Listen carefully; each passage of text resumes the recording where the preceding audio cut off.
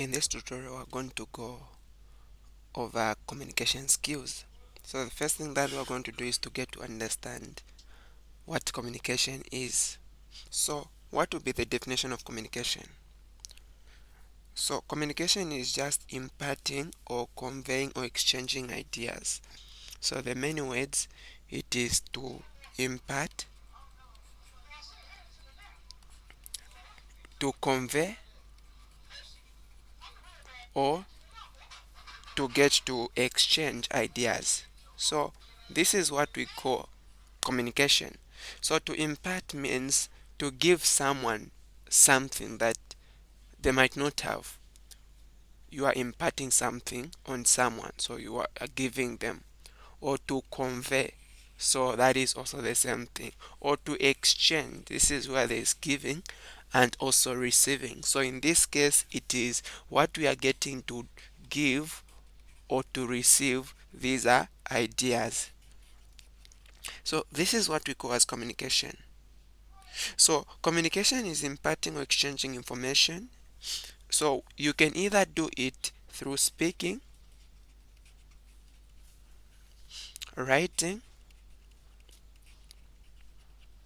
apart from that, or using some medium. So these can be visual aids or even non-verbal speaking. So the thing we're talking about as visual aids as a form of communication, this can be, for example, a projector or a chat or just an object. Imagine you are speaking to someone about the importance of boom paste. So you get to show them, you even show them what is written there. So that is communication. So it is just a process of imparting, converging, or exchanging ideas through speaking, writing, or any other medium. So let's look at therapeutical communication. So what is therapeutical communication? Just from the word therapeutical, this has to do with health, the process of delivering medicine or health services. So therapeutical communication is the communication directed towards the patient.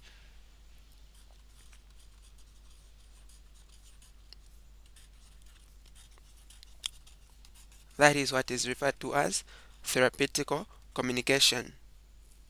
So this has to do with his current health problems, plan, implement, and evaluation of the action taken.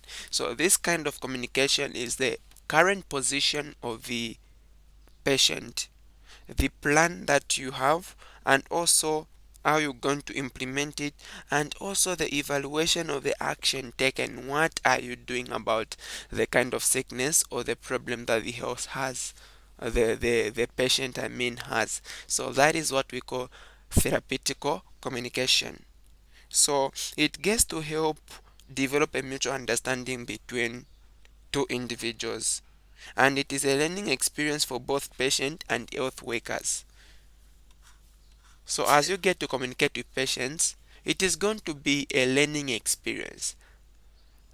For example, as you get to work with patients, you are going to be having new ideas and learning new things through that interaction with the patient. For example, when you get to talk to them at a personal level, or when you just get to do your work as a practitioner. And same, the patient might be learning a lot from you. So that is what is called therapeutic communication. So there are some characteristics of therapeutic communication. Let's get to look at them.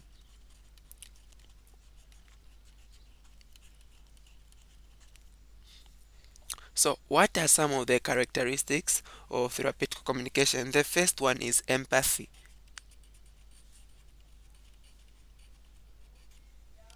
So, what is empathy? Empathy is getting to understand the patient on their own terms. So, you get to think more like you are in the shoes of the patient. So, you get to put yourself in the shoes of the patient. You get to think, what if it was me? So empathy is that feeling of getting to put yourself in the place of another person. So you get to discover the patient's felt meaning of their experience. You get that felt meaning of the experience, not just hearing their experience, but you get to feel it for them. So that is a characteristic of therapeutic communication. As you get to communicate with patients, you need to have empathy. You get to think for them. So apart from empathy, there is also unconditional positive regard.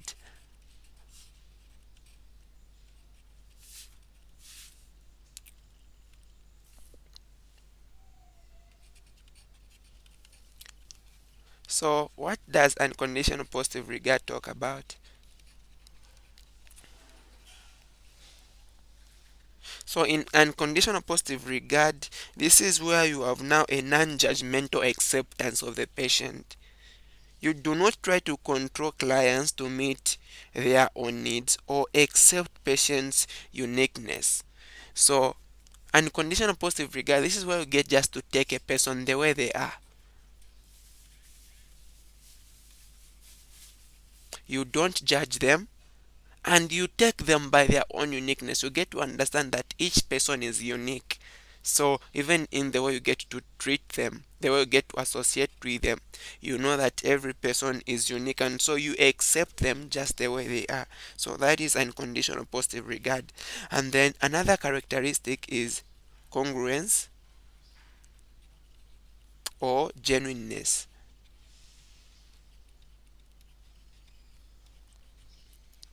So what does this talk about? So to be genuine or to have congruence, this is to be one, open with the patient, to be honest.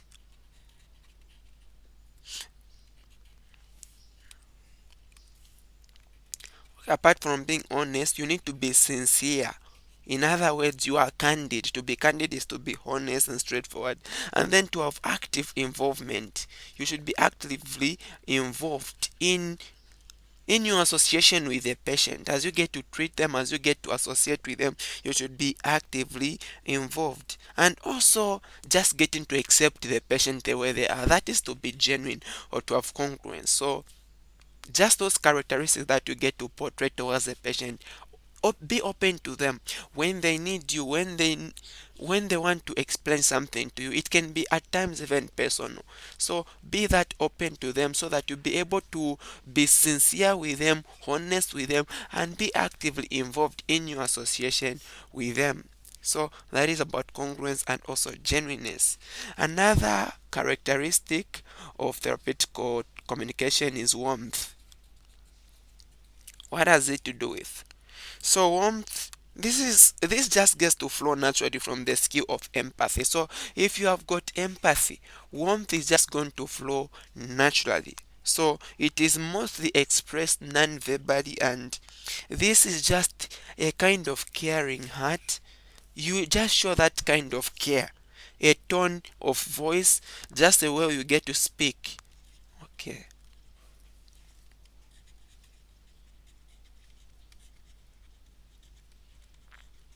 So just the way you get to speak to patients is going to show your warmth. Like that just gentle voice that you get to use as you get to interact with others. That is going to show warmth. And also just the postures, the way you get to present yourself in your standing and just in your body language. So that is going to show warmth, and people can either be comfortable or uncomfortable with the way you get to present yourself in just warmth. The way you present your posture, your tone of voice, even your caring. That is what is called warmth. So apart from this, another characteristic is respect. So respect has to do with caring also of a patient, having concern for the patient. Apart from that, just getting to like or have a personal relationship with the patient, so liking the patient and also maintaining confidentiality. So when you get to speak with patients, they get to reveal some personal matters about themselves to you. You need to be confidential. Don't speak what they've been telling you to other people. So that is confidentiality. and also being an active listener. This is when I get to pay particular attention to what patients are saying. So if there is need for you to stop what you are doing, get to stop it. And as you get to listen to them, an active listener gets to also contribute. So also be contributing, answering, agreeing to what they are saying. So that is having respect for someone. So these are the characteristics of therapeutic communication, the communication that is directed to the patient. So we need to make sure that as health practitioners, we've got empathy and conditional positive regard, congruence or genuineness, warmth, and also respect. So apart from this, let's look at transcultural or cross-cultural communication. So as we can see, cross-cultural or transcultural, this is the communication between different cultures. So it is a field of study that looks at how people from different cultures get to communicate.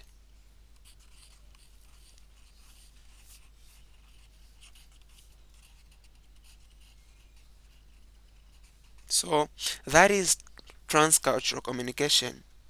So in this regard, you talk about the similar things and the different things in which they can be able to communicate with each other.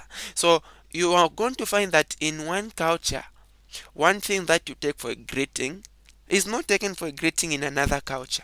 So you get to look at all those things, the differences and the similarities between cultures.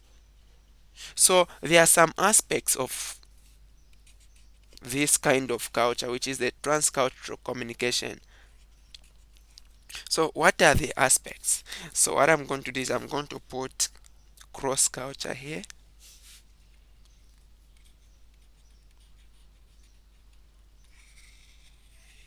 and now we're going to put the aspect. So the first aspect of cross culture is age. Apart from age, there's also ethnicity. So your ethnic group. For example, you can be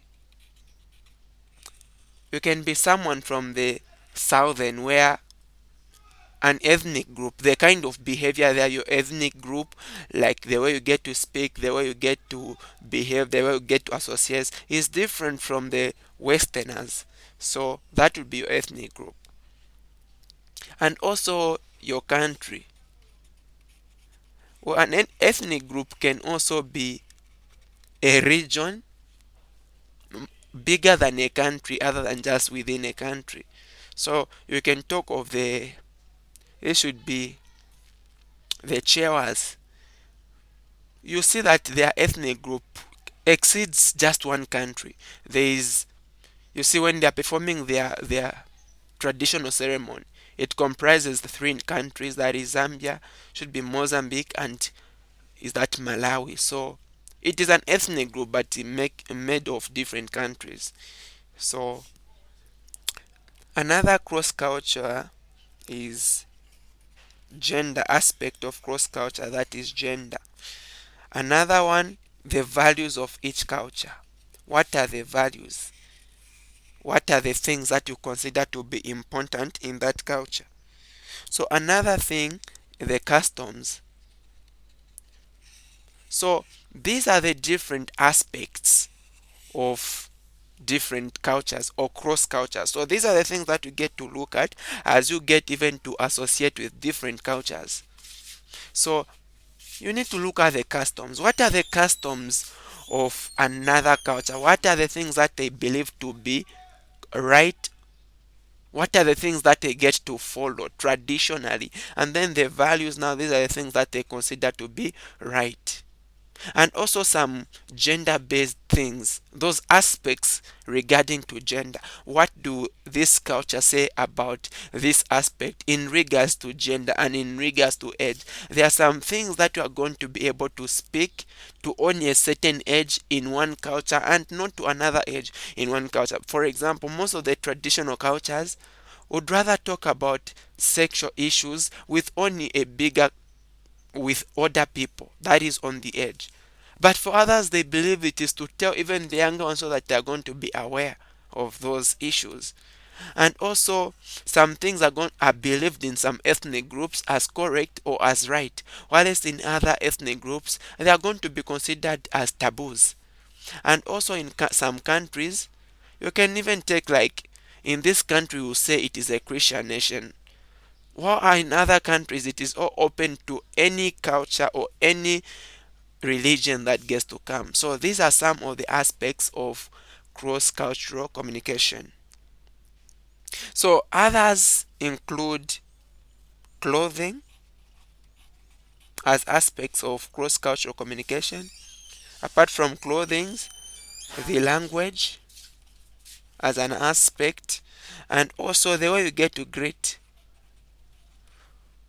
So, for example, in some cultures, some symbols which are going to be given on the hand are going to mean greeting. Some the very same symbol in one culture is going to mean an insult in another culture.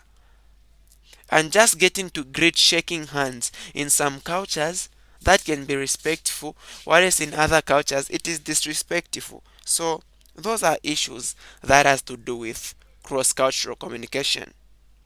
Now there are some issues in cross-cultural communication, and let's get to look at some of them. What are some of the issues in cross-cultural communication?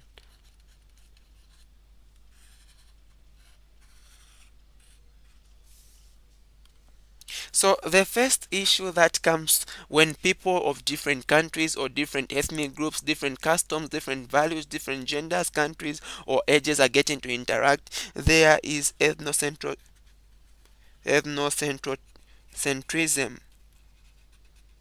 So what is ethnocentrism? Well, the word is kind of on my tongue. So ethnocentrism has to do with the inability to accept other cultures' views. So you only take your culture as important, as true, as correct, and other people's cultures are not going to be accepted. So the inability to accept other people's cultures.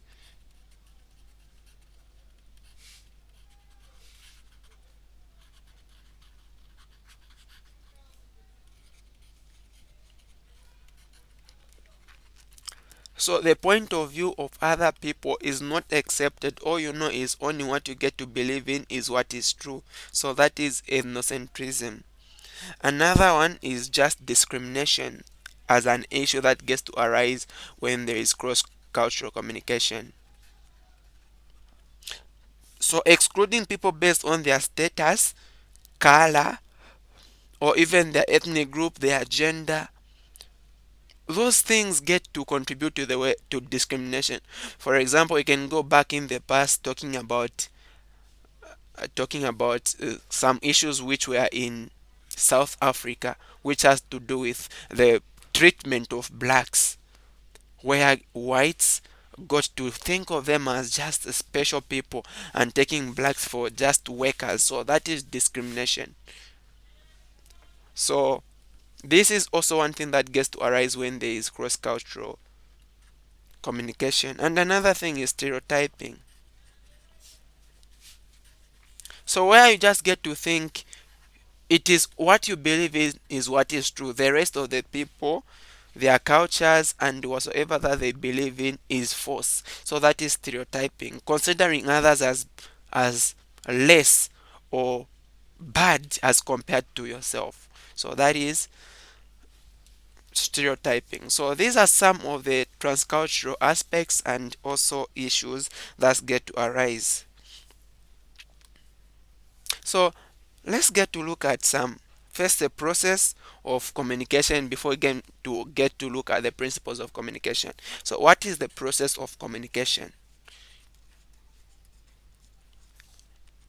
So the process of communication starts with the sender. So you're going to have the sender of the message, and then so here you've got the sender. You have got what are you sending? What you are sending is a message. And then now you are going to have the receiver. So even in this process, as you have got the sender and the receiver, you are going to have, because as you get to send a message, you expect that someone is going to respond to your message. So you need a feedback. The feedback comes from the one who had to receive the message to the one who sent a message, and it can go back and again come back, and it will continue like that. So the process of sending a message, so from the sender to the receiver, that is encoding. And the receiving of the message sent by the sender to the receiver, that is decoding.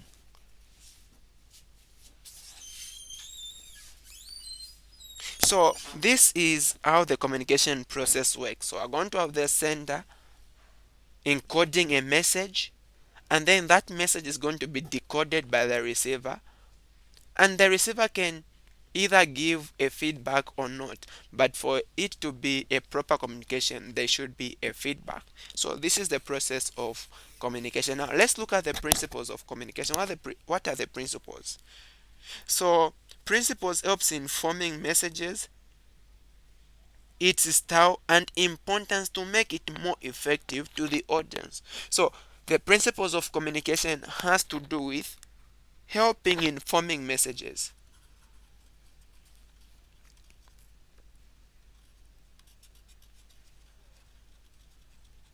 So apart from helping in forming messages, and also the style of the message, and also the importance.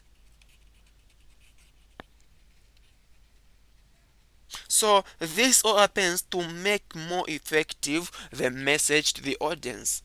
So the reason as to why you are forming messages, the style of the message, and also knowing the importance of the message is to make sure that the message is going to be that effective, so that the audience can all receive it. Now, what are the principles of communication? So they are what is called the 7 C's of communication. So the first one of the 7 C's is conciseness. The second one of this is courtesy. We have got correctness. There's also clarity. Apart from clarity, the fifth one, that is completeness.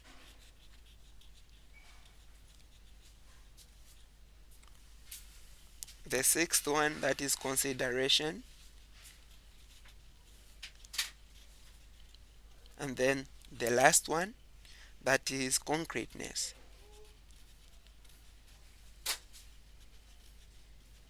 Now we need to know what these principles of communication mean. So what does it mean to be concise? So concise meant, or conciseness means to stick to the point and make it brief. Okay, stick to the point,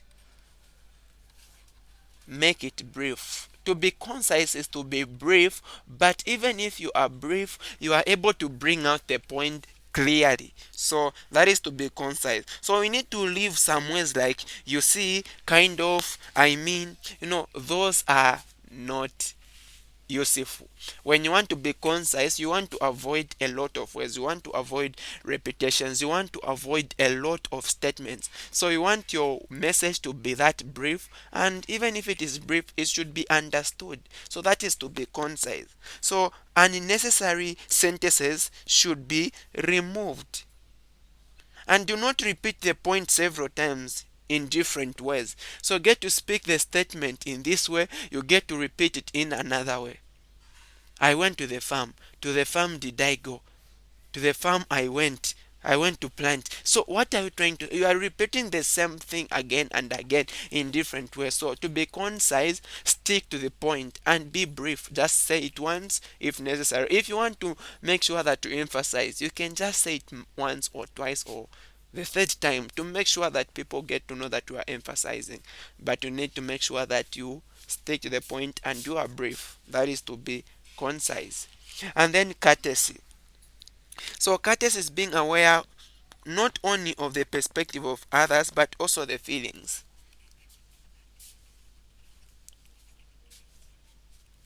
So you are aware of others' perspectives and also feelings.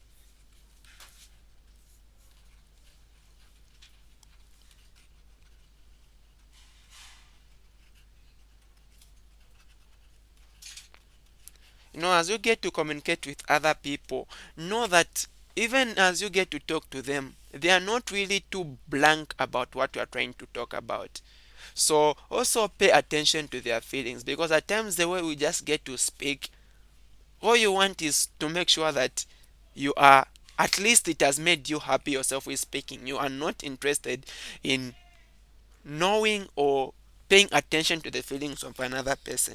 So you need to make sure that even as you get to speak, as you get to communicate in whatsoever mode of communication, you need to make sure that you get to put people's feelings and people's perspectives into respect. So it comes from one's attitude. You need to be sincere, you need to be tactful as you get to speak. So sincerity is very important, and also you have a tactic on how to speak. And also as you get to speak, you need to make sure that you speak thoughtfully. That is to have a courtesy. You speak thoughtfully. So before you get to speak, make sure that you get to think thoroughly about what you want to speak. Otherwise you might hate people. And also to just be appreciative. To have a courtesy means every time you are getting to speak, if it is possible, say thank you. And you get to also give that chance to people, appreciate them. So that is to have a courtesy. So keep non-verbal expressions also in check as you get to have this courtesy. So apart from courtesy, there's also correctness. So what has correctness to do with principles of communication? So correctness means as you get to speak, you are using a proper grammar,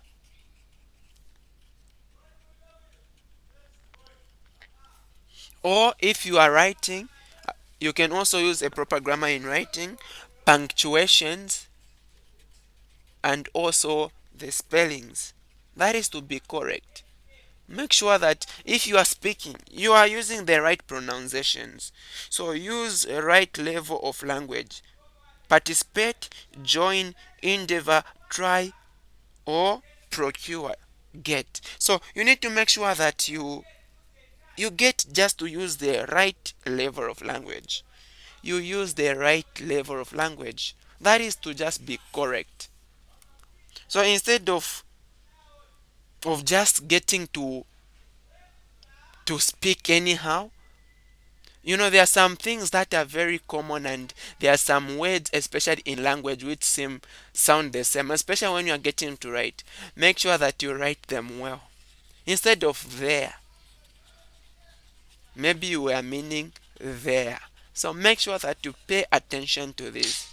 And even the punctuations that you get to use, make sure that they are alright, they are correct. So that is going to show correctness as you get to speak.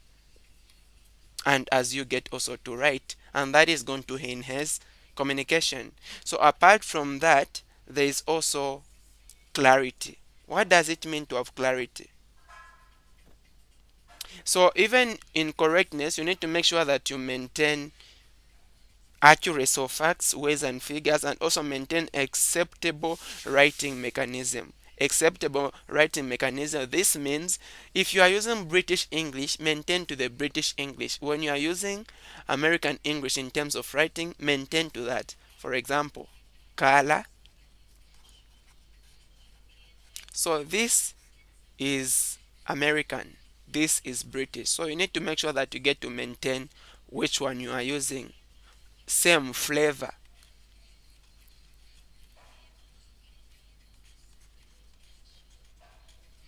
So if you use this one and you come to use this one, that is going to be wrong, because you are using two different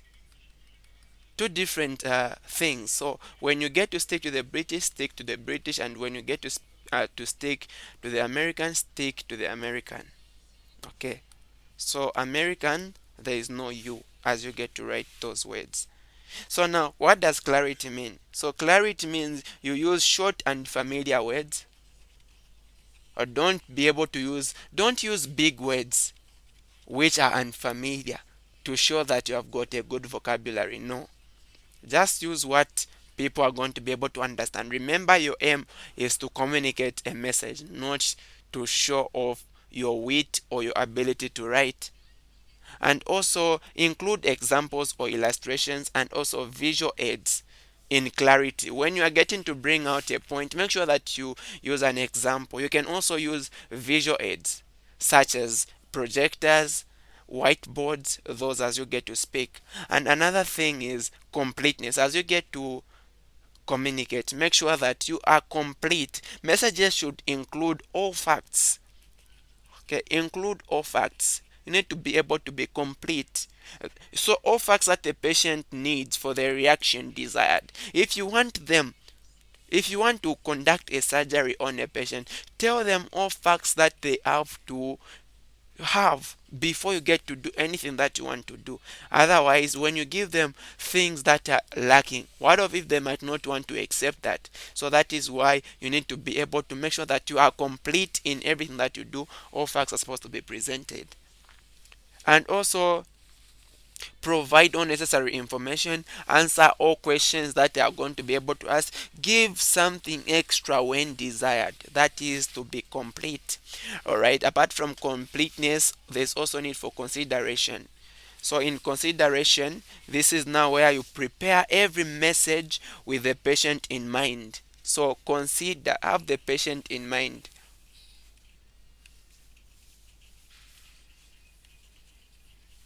So that is consideration. So as you get to communicate, take the point of view of the next person. What would they feel? Be understanding as you get to associate with patients. So understand them. That is also another aspect of consideration. Having an understanding. That is very, very important. So apart from that, now we have got concreteness. So what does it mean to be concrete? So concreteness means being specific. So you need to make sure that you are specific and definite as you get to communicate. Be specific. Make sure that if you are trying to bring out a point, it is clear that this is the point that you are bringing. To be concrete means to be strong, to be stable, to be specific, to be definite. Not you are saying one thing and then in a second you are on another thing and you are more like objecting your own self. So you need to be concrete. That is to be specific. Well, thank you so much. And in this tutorial, I'm going to end here. See you in the next tutorial. I'm going to finish up with what is remaining. Stay blessed.